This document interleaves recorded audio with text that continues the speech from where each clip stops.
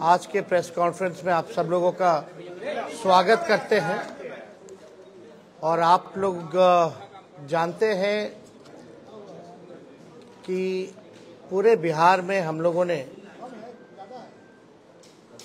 यात्रा किया, जन विश्वास यात्रा, और हर जगह जो है लोगों का हुजूम,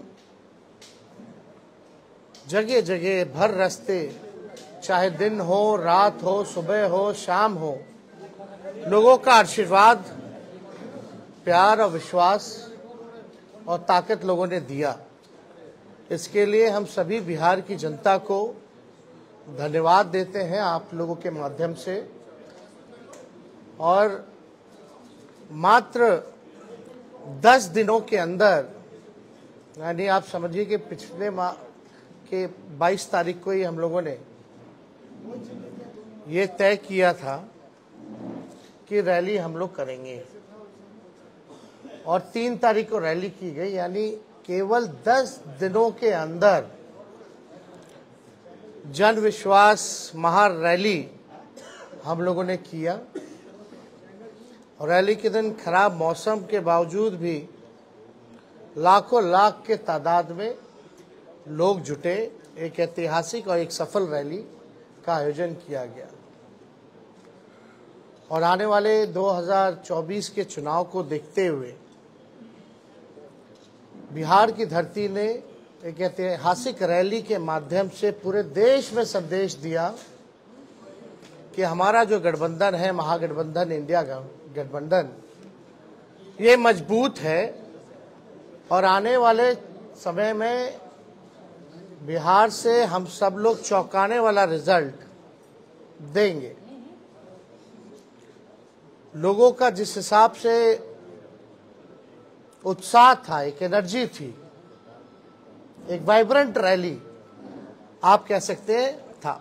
बारिश हो रहा था लेकिन सुबह से लोग डटे हुए थे। शाम में 4 बजे रैली खत्म हुई, कोई जो है मैदान से हिला नहीं। जितना मैदान में लोग थे उससे ज्यादा सड़क पे लोग थे। तो एक ऐतिहासिक रैली हुआ। उन तमाम जनता को हम धन्यवाद देते हैं, सभी महागठबंधन के पार्टियों को, उनके नेताओं को, कार्यकर्ताओं को भी हम धन्यवाद देना चाहते हैं इस सफलता के लिए। और आने वाला जो चुनाव होगा, साफ तौर पे जो हम लोगों ने लकीर खींची है, हम लोगों ने जिस हिसाब से 5 लाख नौकरियां, बहालियां निकाली हैं, नियुक्ति पत्र लाखों में बांटने का काम किया मात्र 17 महीनों में, आरक्षण की सीमा बढ़ाई गई, नियोजित शिक्षकों को राजकीय कर्मी का दर्जा देने का निर्णय हम लोगों ने कैबिनेट से लिया।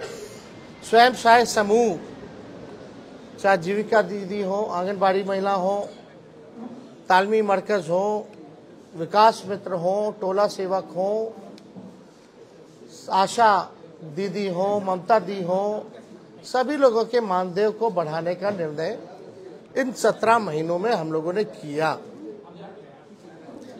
इसके साथ साथ स्पोर्ट्स पॉलिसी के साथ साथ, आईटी पॉलिसी के साथ साथ टूरिज्म पॉलिसी भी इस 17 महीने में हम लोगों ने लाया।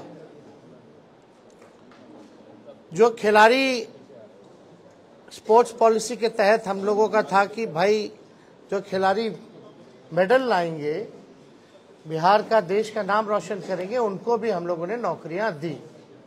और हाईएस्ट लेवल है उस नियमावली में, डीएसपी के लेवल तक का नौकरी जो है लोगों को मिलेगा जैसा वो मेडल लाएंगे। तो खेल के साथ साथ जो पढ़ने वाले लोग हैं, हम लोगों ने नौकरियां देने का काम किया। हम लोगों ने 17 महीने में लोगों के हाथ में कलम दिया। और वहीं बीजेपी के लोग केवल नफरत बांटने का काम कर रहे हैं, तलवार बांटने का काम कर रहे हैं। अभी भी बड़ा सवाल उठता है कि भाई कैबिनेट का विस्तार क्यों नहीं हो रहा, आखिर क्या वजह है।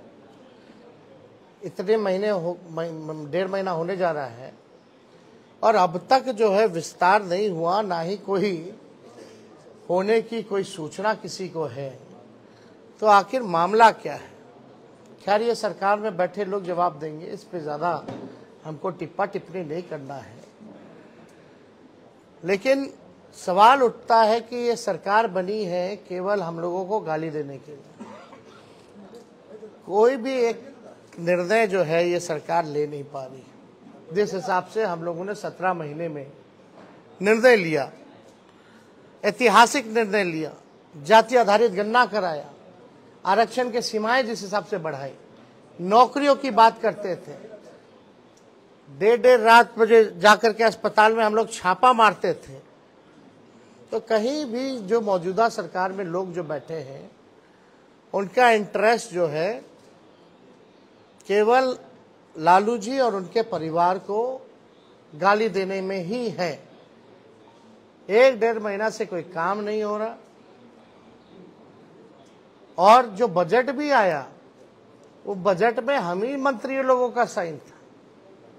जो केवल भाजपा के वित्त मंत्री जो हैं वो पढ़े हैं, वो हम ही लोगों का काम का गुणगान जो है वो लोग कर रहे थे। ये बजट में देखे तो कैबिनेट में सबसे ज्यादा मंत्री राष्ट्रीय जनता दल के कोटे के थे, कांग्रेस के थे, तो हम ही मंत्रियों का साइन जो हम ही लोगों ने भेजा। खैर ये बातें अलग हैं, लेकिन हम लोग पूरी मजबूती के साथ आने वाले चुनाव में हम लोग लड़ेंगे और बिहार से हम लोग चौंकाने वाला रिजल्ट हम लोग देंगे। तो इसीलिए आप सब लोगों को हम आज बुलाएं ताकि आपके माध्यम से हम लोग बिहार की जनता को धन्यवाद दें। चाहे कोई वर्ग के हो, कोई जाति के हो, कोई धर्म के हो, सभी लोगों का पार्टिसिपेशन इस रैली में रहा। तो इसलिए आप सब लोगों को भी यहाँ धन्यवाद देते हैं। अब कोई सवाल होगा तो आप लोग बेशक पूछ सकते हैं। और भाजपा वाले तलवार बांटने का काम करते हैं, लेकिन इंडिया ब्लॉक के एक नेता हैं ए राजा, उन्होंने कहा है कि भारत एक देश नहीं है, और अगर ये एक देश है तो एक भाषा और एक परंपरा ये होनी चाहिए। और उन्होंने आगे बढ़ने के बाद ये भी कहा कि रामायण में वो भरोसा नहीं रखते हैं और राम सही नहीं है। ये उनका व्यक्तिगत बयान है, ये हम लोगों का नहीं।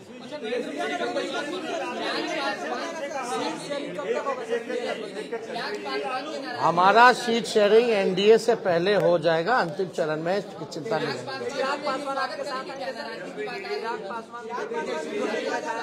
ठीक है, इसमें हमको क्या कहना, हमको तो कहीं जाना है नहीं, हम तो जहाँ हैं वही हैं। जिनको आना होगा वो ना बताएंगे, वो तब की बात है, तब की बात। ब्रिजभूषण शरण सिंह ने कहा है कि मैं एक मोदी का परिवार हूं। ब्रिजभूषण शरण सिंह जितने महिलाओं का शोषण का आरोप है, उन्होंने भी कहा कि मैं भी मोदी का परिवार हूँ। अब देखिए, अब इस पे ज्यादा कुछ तो हम नहीं कहेंगे, लेकिन हम इतना जरूर कहेंगे, 80 करोड़ गरीबी से करते हैं हाहाकार, 100 करोड़ बेरोजगार, 120 करोड़ महंगाई से लाचार, दुखी सब परिवार, फिर भी कहते हैं उनका परिवार। दोबारा हम पढ़ देते हैं, 80 करोड़ गरीबी से करते हाहाकार, 100 करोड़ बेरोजगार, 120 करोड़ महंगाई से लाचार, दुखी सब परिवार, फिर भी कहते हैं उनका परिवार। मतलब मुद्दे की बात होनी चाहिए। पिछले बार चौकीदार हो गए थे, अब जो है परिवार हो गए हैं। ये इससे नहीं, आपको बताना होगा कि आपने कितने रोजगार दिए, आपने कितने कारखाने दिए, आपने महंगाई कम किया कि नहीं किया, आपने पलायन रोका कि नहीं रोका, आपने क्या इंडस्ट्री निवेश बिहार के लिए क्या लाया। आपको इस मुद्दों पर जो है कितनी गरीबी आपने हटाने का काम किया, आपको इन मुद्दों पर जो है लोगों को बात करनी चाहिए।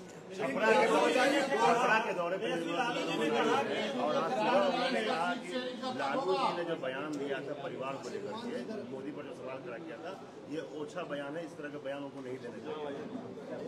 इसमें तो सारा बात आ ही गया है, इसमें क्या कहना। कुछ इससे कोई फर्क नहीं पड़ता हूँ क्या कहना। रोहिणी आचार्य भी दिखी, क्या आने वाले लोकसभा चुनाव में सब बात एक वन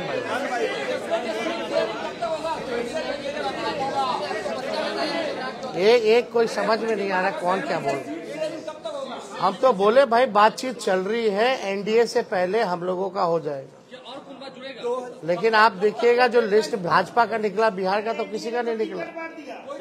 कल सुप्रीम कोर्ट कहाँ बीजेपी में बिहार में एको को टिकट बांटा, जरा नामों बताइएगा। सुप्रीम कोर्ट ने एक फैसला दिया है। अब इसमें क्या कहें, मेरी खुद की बेटी है, हम पिता भी तो हैं, अब इस पे क्या बोल रहा हूँ। 2019 में चौकीदार छोड़ने के बाद एक कैंपेन शुरू हुआ, मैं भी चौकीदार। अब लालू जी के भाषण के बाद परिवारवाद पे फिर से एक कैंपेन शुरू हो गया, मोदी का परिवार। क्या लगता है कि फिर से 2019 रिपीट होने वाला है? चलिए, अब आप लोग मानते तो हैं लालू जी के बात का असर पड़ता है, बट वो अब हर जगह तेलंगाना आप वो कहें, वो उनका कहना है, लेकिन क्या हालात है इस देश के, जो वो कह रहे हैं उनका परिवार, क्या किसान के लोग लाठी से पिटा रहे हैं, क्या वो उनका परिवार नहीं है? अपने परिवार के साथ कोई इस तरह का काम करता है क्या? पिटवाने का, मिलने का समय नहीं है किसानों से। क्यों नहीं मिल रहे भाई? क्या किसान खाली कहने के लिए परिवार है? कथनी अकड़नी में तो अंतर है। जनसभा में लाखों की भीड़ हुई, लेकिन भाजपा कह रही है भीड़ से कुछ नहीं होगा, वोट चाहिए चुनाव के लिए। वोट आप लोग दिमाग सही है, ये बात काहेला हम लोग सबसे बड़ा पार्टी बन के आए, प्री पोल में सबसे बड़ा अलायंस बन करके आए। वो तो बेमानी नहीं होता, चंडीगढ़ जैसे तो सरकार बना लिए थे हम लोग तो 20 में।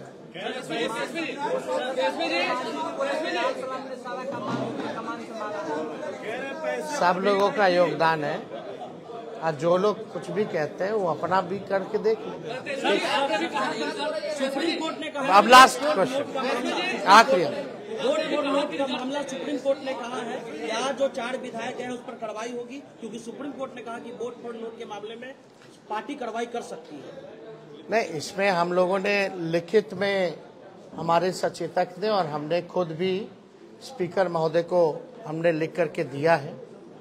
तो निर्णय, क्योंकि कानून तो है और इसमें एविडेंस भी है, और एविडेंस आप सब लोगों ने देखा ही था, कोई भी उधर का इधर आके नहीं बैठा।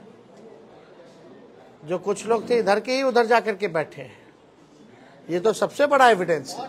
और परंपरा के हिसाब से वोटिंग के टाइम में जिसको जहां सीट अलॉट होता है उसको वहीं बैठना पड़ता है। तो इतना बड़ा सबूत है, तो हम तो लिख करके दिए हैं, कार्रवाई तो होनी चाहिए।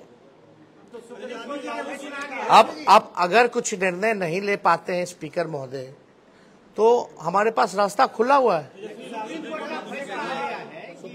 अब खुद कह दिया तो स्पेसिफिकली हम लोग जा करके फिर लाएंगे। अब तो कम से कम स्पीकर साहब को निर्णय ले लेना चाहिए ना। उसको लेकर भाजपा कह रही है कि पैसे पर बुलाया गया है, जो भी भाजपा कही। ठीक है, उनकी मर्जी। एक बार फिर सब जितना लाखों लोग आए ना, सबके यहाँ ईडी सीबीआई भेज दे, बता देगा लोग। जरा 10 लाख से ऊपर जो लोग आए हैं, जरा सबसे पूछताछ कर ले।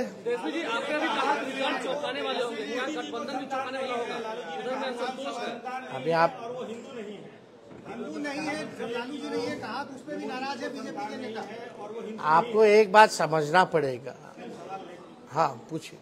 जैसे लालू जी ने बयान दिया, हिंदू नहीं है, उनको संतान नहीं है। एक बीजेपी में कैंपेन शुरू हुआ कि मैं मोदी परिवार, फिर हिंदू है कि नहीं, उसको लेकर के उन्होंने कुछ वीडियो जारी किया, कहाँ कहाँ उन्होंने पूजा और राम मंदिर।